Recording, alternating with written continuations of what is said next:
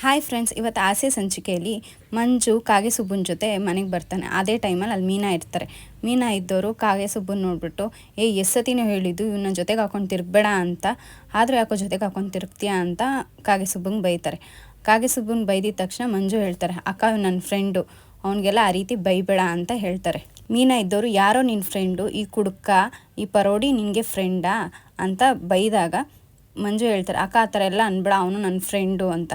ಅವ್ನು ಹಂಗೆ ಅಂದಿದ್ದಕ್ಕೆ ಮನೆಯವರೆಲ್ಲ ಅವನಿಗೆ ಬೈಯಕ್ಕೆ ಸ್ಟಾರ್ಟ್ ಮಾಡ್ತಾರೆ ಮಂಜುಗೆ. ನೀನು ಈ ಥರ ಮಾಡಿದ್ದಕ್ಕೆ ತಾನೇ ಬಾವ ಕೈ ಮುರಿದಿದ್ದು, ನಿನಗೆ ಈಗ ತಾನೇ ತಣ್ಣಗಾಗಿದೆ, ಇನ್ನೂ ಇವ್ನ ಸವಸ ಬಿಡಲ್ವೇನೋ ಅಂತ ಮನೆಯವರೆಲ್ಲ ಬೈತಾರೆ. ಆಗ ಸುಬ್ಬ ಹೇಳ್ತಾನೆ, ಕುಡಿಯೋರೆಲ್ಲ ಕೆಟ್ಟವರಾದರೆ ಫಸ್ಟ್ ಲಿಸ್ಟಲ್ಲಿ ನಿಮ್ಮ ಗಂಡ ಸೂರ್ಯನೇ ಬರ್ತಾನೆ ಅಂತ. ಆಗ ಮೀನಾ ಕೋಪ ಬಂದ್ಬಿಟ್ಟು, ಏನೋ ನನ್ನ ಗಂಡನ ಬಗ್ಗೆ ಮಾತಾಡ್ತಿದ್ಯಾ, ನಿನಗೇನೋ ಗೊತ್ತು ಅವ್ರ ಬಗ್ಗೆ ಮಾತಾಡೋಕ್ಕೆ ಅಂತ ಅವಳಿಗೆ ಮುಂದೆ ಹೋಗ್ತಾಳೆ. ಜಾಸ್ತಿ ಮಾತಾಡಿದ್ರೆ ಹೊಡೆದ್ಬಿಡ್ತೀನಿ ನೋಡು ಅಂತ ಅಂದ್ಬಿಟ್ಟು ಕೈ ಎತ್ತಾಳೆ. ಮಂಜು ಮೀನಾ ಅವ್ರಿಗೆ ಬೈತಾನೆ, ಏನು ಓವರಾಗಿ ಆಡ್ತಿದ್ಯಾ, ನಾನು ಸುಮ್ಮನೆ ಇದ್ದೀನಿ ಅಂತ ನನ್ನ ಫ್ರೆಂಡ್ಗೆ ಹೆಂಗೆ ಬೇಕಾದ್ರೆ ಹಂಗೆ ಬೈತಿದ್ಯಲ್ಲ ಅಂತ ಹೇಳ್ತಾನೆ. ಅದೇ ಟೈಮಲ್ಲಿ ಮೀನಾ ಅವ್ರ ಅಮ್ಮ ಹೇಳ್ತಾರೆ, ಏನೋ ಮಂಜು ಅಕ್ಕನಿಗೆ ಹಿಂಗೆ ಮಾತಾಡ್ತಿದ್ದೆ, ಅವ್ನು ಯಾವನಿಗೋಸ್ಕರ ಅಕ್ಕನಿಗೆ ಈ ಥರ ಮಾತಾಡ್ತಿದ್ಯಲ್ಲೋ ಅಂತ ಹೇಳ್ತಾರೆ.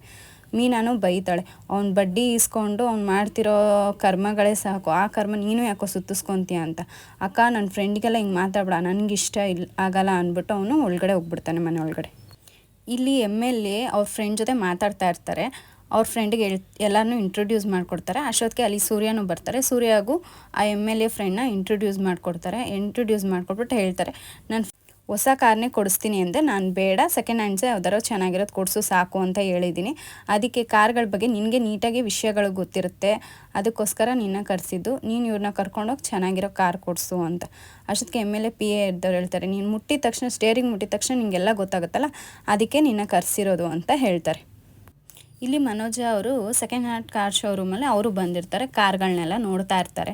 ಆಗ ಮ್ಯಾನೇಜರ್ ಬಂದು ಹೇಳ್ತಾರೆ, ಸರ್ ನೀವು ನೋಡಿರೋ 10 ಕಾರಲ್ಲಿ ಇದೇ ಬೆಸ್ಟ್ ಇರೋದು, ನೀವು ಹೇಳಿರೋ ಫೀಚರ್ಸ್ ಎಲ್ಲ ಈ ಕಾರಲ್ಲಿ ಇದೆ ಅಂತ ಹೇಳ್ತಾರೆ.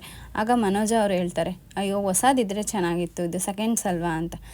ಆಗ ಮ್ಯಾನೇಜರ್ ಹೇಳ್ತಾರೆ, ಸರ್ ಇದು ಹೆಸ್ರಿಗಷ್ಟೇ ಸರ್ ಸೆಕೆಂಡ್ಸು, ಆದರೆ ಇದು ತುಂಬ ಚೆನ್ನಾಗಿದೆ, ಓನರು ಹೊಸ ಮಾಡಲು ಕಾರ್ ತೊಗೊಂಡ್ರು, ಅದಕ್ಕೆ ಇದು ಸೇಲ್ ಮಾಡಿದ್ದಾರೆ ಅಷ್ಟೇ, ಬೇಕಾದರೆ ನೋಡಿ ಕಿಲೋಮೀಟ್ರ್ ಕಡಿಮೆ ಓಡಿದೆ ಅಂತ ಹೇಳ್ತಾರೆ. ಹೌದಾ, ಆಯಿತು ಅಂತ ಹೇಳ್ತಾರೆ. ಸರ್ ಸರ್ವಿಸ್ ಹೆಂಗೆ ಸರ್, ನೀವು ತಿಂಗಳು ಕರೆಕ್ಟಾಗಿ ಸರ್ವಿಸ್ ಮಾಡಿಸ್ಕೊಂಡ್ರೆ 50,000 ಕಿಲೋಮೀಟ್ರ್ ಓಡುತ್ತೆ, ಅದಕ್ಕೆ ನಾನು ಗ್ಯಾರಂಟಿ ಅಂತ ಹೇಳ್ತಾರೆ.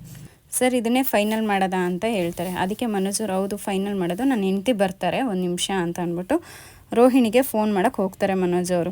ಅಲ್ಲಿಗೆ ರೋಹಿಣಿನೂ ಆಟೋದಲ್ಲಿ ಬರ್ತಾರೆ. ಅವ್ರನ್ನ ಕರ್ಕೊಂಡು, ಬಾ ರೋಹಿಣಿ ಕಾರ್ ನೋಡಿದ್ದೀನಿ ಅಂತ ಹೇಳ್ತಾರೆ.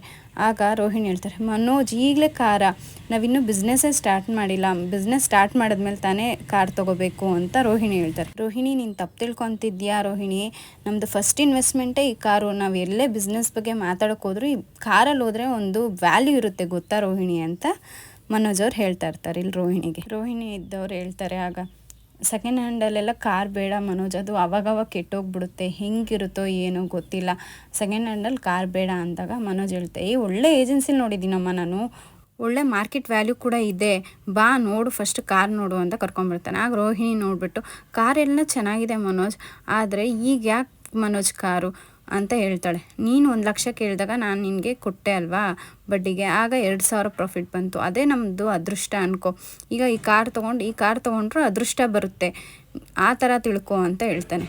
ಆಗ ಸರಿ ಆಯಿತು, ಆದರೆ ಈ ಕಾರ್ಗೆ ಇಷ್ಟೊಂದು ಬೆಲೆ ಜಾಸ್ತಿ ಆಯಿತು, ಬನ್ನಿ ಮನೋಜ್ ಬಾರ್ಗಿನ್ ಮಾಡೋಣ ಅಂತ ರೋಹಿಣಿ ಮತ್ತು ಸೂರ್ಯ ಇಬ್ಬರು ಮ್ಯಾನೇಜರ್ ಹತ್ರ ಹೋಗ್ತಾರೆ.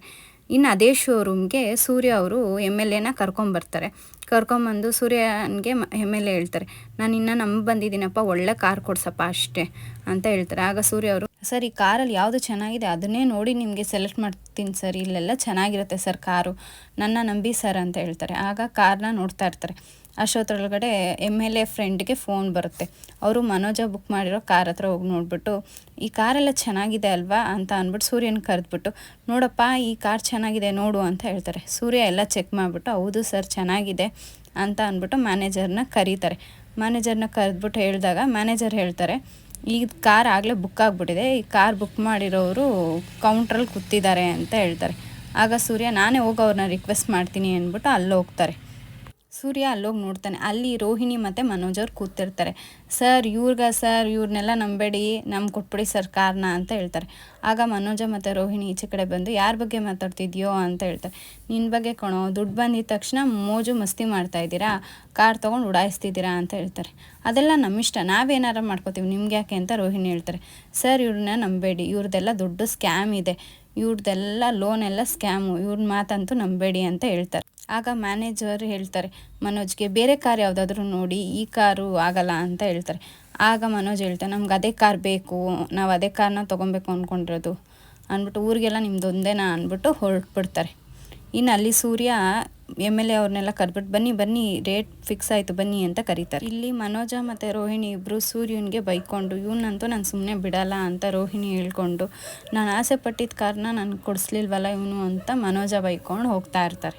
ಇನ್ನಿಲ್ಲಿ ಸೂರ್ಯ ಅವರು MLA ಫ್ರೆಂಡು ಮತ್ತು PA ಇವ್ರು ಇಷ್ಟು ಜನ ಹೋಟ್ಲಿಗೆ ಬರ್ತಾರೆ. ಹೋಟ್ಲಿಗೆ ಬಂದಾಗ MLA ಹೇಳ್ತಾರೆ, ಬಾರೋ ಸೂರ್ಯ ಒಂಚೂರು ಮೈ ಬೆಚ್ಚಗೆ ಮಾಡ್ಕೊಂಡು ಹೋಗಿವಂತೆ, ಒಂದೆರಡು ಪೆಗ್ ತೊಗೊಂಡೋಗಿವಂತೆ ಬಾ ಅಂತ ಹೇಳ್ತಾರೆ. ಆಗ ಸೂರ್ಯ, ಬೇಡ ಅಣ್ಣ, ನನ್ನ ಪ್ಯಾಸೆಂಜರ್ಗೆ ಕಷ್ಟ ಆಗುತ್ತೆ, ನನ್ನಿಂದ ಅವ್ರಿಗೂ ಕೆಲಸಕ್ಕೂ ಕಷ್ಟ ಆಗುತ್ತೆ, ಬೇಡ ಅಣ್ಣ ಅಂತ ಹೇಳ್ತಾರೆ. ಇವತ್ತೇನು ಕೆಲ್ಸಕ್ಕೆ ಹೋಗ್ಬೇಡ, ಬಾರೋ, ಇವತ್ತಿನ ಕೆಲಸದ ದುಡ್ಡೆಲ್ಲ ನಾನೇ ಕೊಡ್ತೀನಿ, ನಮ್ಮ ಜೊತೆನೇ ಇರಿವಂತೆ ಅಂತ ಹೇಳ್ತಾರೆ. ಯಾಕೋ ಸರಿಗಿರಲ್ಲ ಅಣ್ಣ, ಬೇಡ ಅಣ್ಣ ಅಂತ ಹೇಳ್ತಾರೆ.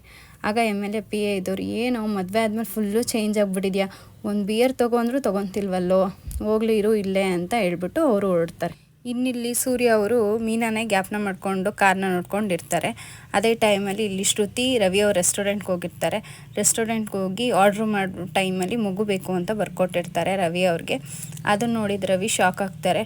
ಶ್ರುತಿನ ಅಲ್ಲಿಂದ ಕರ್ಕೊಂಡು ಹೋಗ್ಬಿಟ್ಟು ಹೇಳ್ತಾರೆ, ನಾನು ನೀನು ಲೈಫಲ್ಲಿ ಇನ್ನೂ ಸೆಟ್ಲೇ ಆಗಿಲ್ಲ, ಈಗ ಮಗು ಬೇಕಾ, ಅದಕ್ಕೆ ನಮ್ಮಪ್ಪ ಅಮ್ಮನೂ ಒಪ್ಕೊಳ್ಳಲ್ಲ, ನಿಮ್ಮಪ್ಪ ಅಮ್ಮನೂ ಒಪ್ಕೊಳ್ಳಲ್ಲ ಅಂತ ಹೇಳ್ತಾರೆ. ಆಗ ಶ್ರುತಿ, ನಾವಿಬ್ಬರು ಕೆಲ್ಸಕ್ಕೆ ಹೋಗ್ತಾಯಿದ್ದೀವಿ, ನಮಗೆ ಮಗು ಬೇಡ ಅಂತ ನಿಮ್ಮಪ್ಪ ಅಮ್ಮ ಆಗಲಿ ನಮ್ಮಪ್ಪ ಅಮ್ಮ ಆಗಲಿ ಯಾಕೆ ಹೇಳ್ತಾರೆ, ಅದು ನಮ್ಮ ಓನ್ ಡಿಸಿಷನ್ ಅಂತ ಅಂದ್ಬಿಟ್ಟು ಅಲ್ಲಿಂದ ಹೋಗ್ತಾರೆ.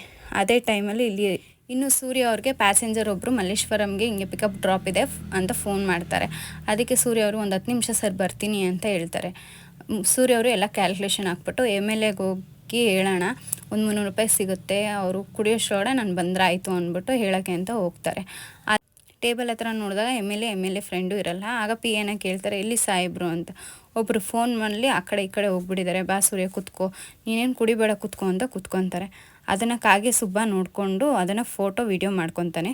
ಇವತ್ತಿನ ಆಸೆ ಸಂಚಿಕೆ ಇಲ್ಲೇ ಮುಕ್ತಾಯ ಆಗುತ್ತೆ. ಮುಂದಿನ ಎಲ್ಲ ಲೇಟೆಸ್ಟ್ ಅಪ್ಡೇಟ್ಸ್ಗಳು ಬೇಕು ಅಂದರೆ ನನ್ನ ಚಾನಲ್ ಸಬ್ಸ್ಕ್ರೈಬ್ ಮಾಡ್ಕೊಳ್ಳಿ friends. Bye friends, have a nice day.